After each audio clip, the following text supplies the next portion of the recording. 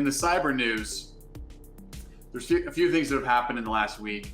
March 13th, it was reported that a German subsidiary of the Russian oil giant Rosneft were disrupted from a cyber attack, most likely led by hacktivists. A lot of the things that we're reading about seem to be more along the lines of attacks by hacktivist groups or activist hackers, right, who are trying to make a statement, who side with one side or the other. And we are seeing both, right? So we're seeing that there's hacktivist groups that are supporting Russia and groups that are supporting Ukraine and that are taking down systems and other things. Another one, Anonymous, you've probably heard of them, the Anonymous hacker organization.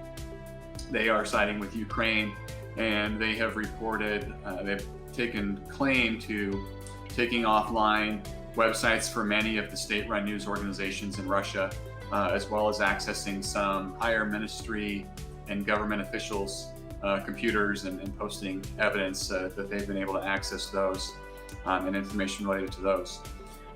Ukraine has noted a huge spike in denial of service attacks. The first denial of service attacks started back in the middle of January, right? Those were kind of the first indicators that Russia was ramping things up and that there may be more to come. So Ukraine reported there were more than 3,000 attacks with a peak of over 275 in a single day. So that's one of the things that they're dealing with ongoing right now. A couple weeks ago, we talked about some wiper software that's going around Ukraine. Well, there's 3 of them now. There was 2 of them before, now there's a 3rd variant that's going around and wiping some systems. There's another one that's actually stealing data off of systems. So they're still dealing with some of those different variants with wipers and other malicious type software.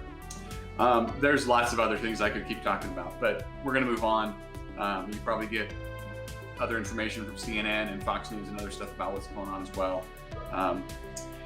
My tip for today, we were going to talk about a couple different things. I ended up talking about endpoint security, right? So I've talked about this off and on. In fact, I have a YouTube video from probably about a year ago talking about how to pick, antivirus software for your computer. Feel free to go back and watch it. It's only a few minutes long, but I'm going to recap it here. So basically, when you're looking at endpoint security software for your computer, whether it's a Windows computer, Mac, whether you're concerned about protecting data on your servers, on your Android or iOS devices, right? These are all different types of endpoints, right? And so you need protection on all of them. And when you're looking at endpoint software, there's a lot of things to keep in mind. And you can go and there's SE Labs and AV Labs and other independent third-party labs that test how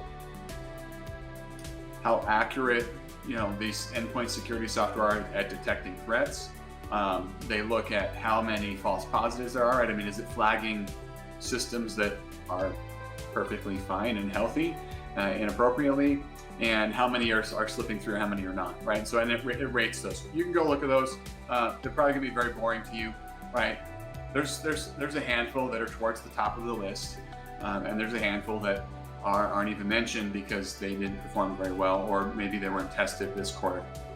So when you're looking at this type of security software for your computer, there's a lot of things to take into account. When we're looking at them, right, there's obviously antivirus, right? It needs to protect against the viruses, even though most of the attacks anymore are not really considered viruses.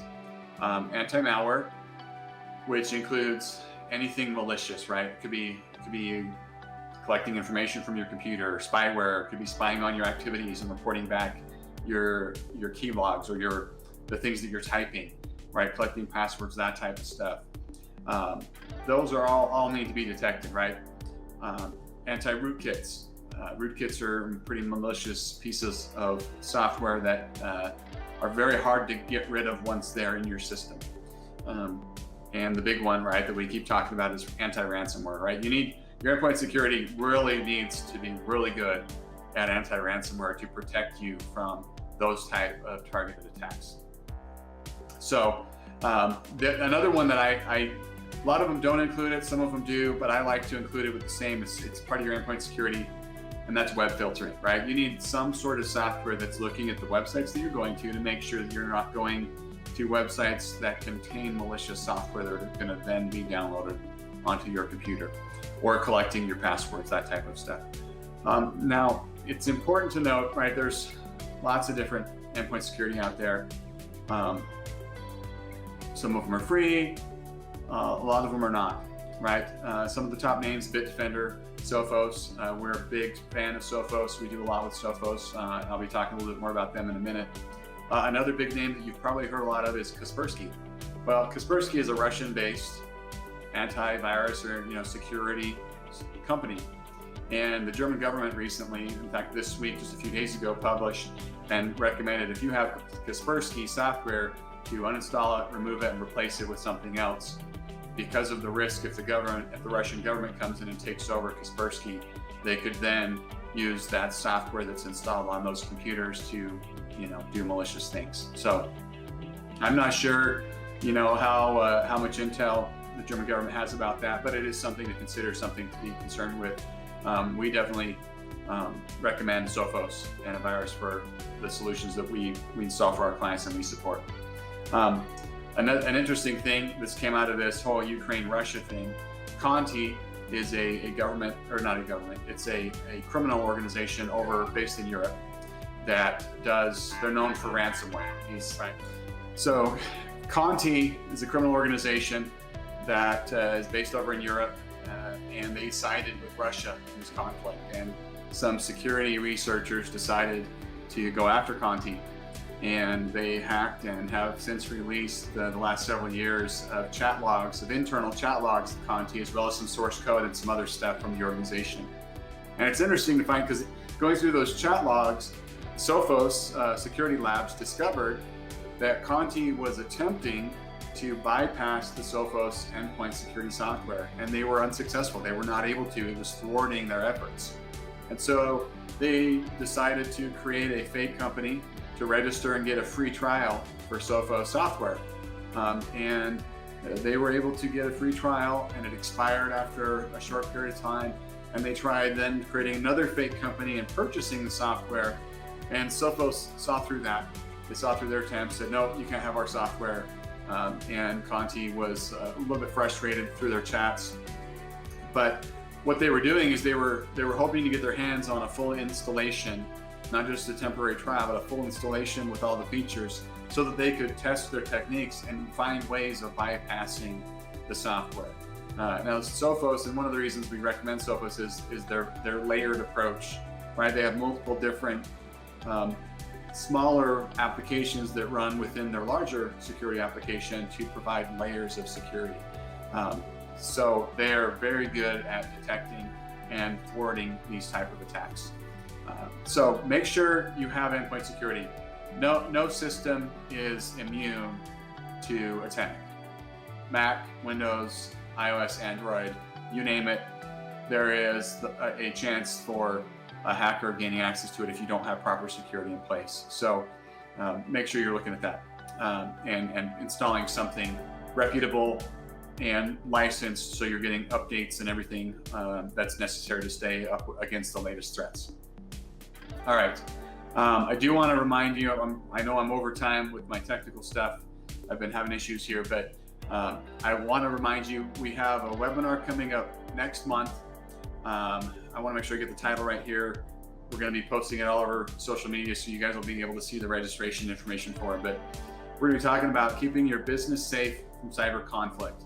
Obviously, with everything going on that we've been talking about with Russia and Ukraine, there's always the risk of what if it gets escalated? What if things happen? How can I be safe, right? And we're talking about some of that and some of these tips we're sharing. We're going to be, in this webinar, talking much deeper about some specifics that can be done to talk about that, and the cyber attacks that are happening in Ukraine and Russia and other parts of the world, and what would happen if those attacks carried over and ended up attacking your organization.